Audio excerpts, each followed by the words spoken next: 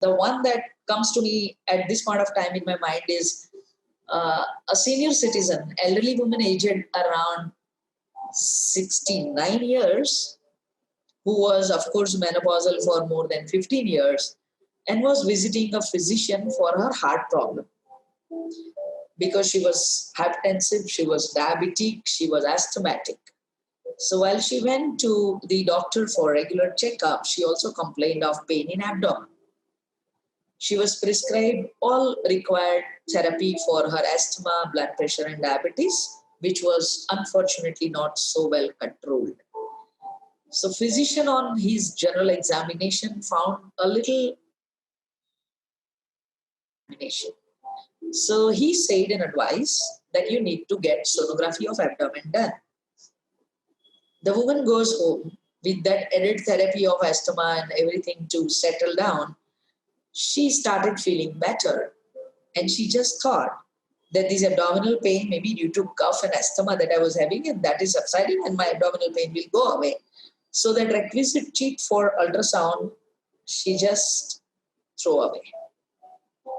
She never went for ultrasound.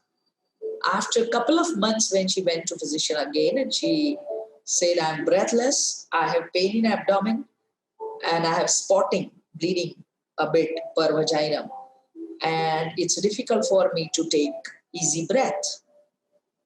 So doctor asked, where is the report? She said, I haven't got it done. And then with fever 102, she reported to my hospital. The blood sugar level was 374, 102 fever.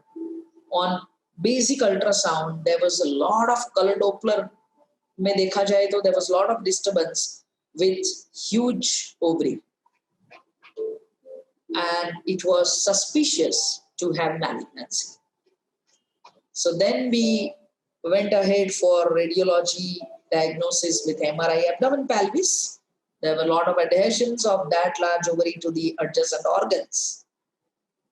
And even to operate, I had two major challenges. Her diabetes was uncontrolled, and the second challenge was her chest cavity and the rib cage had collection of fluid, what we call it as pleural effusion. That could have been the secondary major effect of this.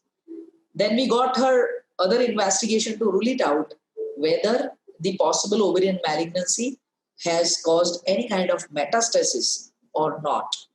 And then we did a laparotomy of that patient after about a week when all other comorbidity got settled.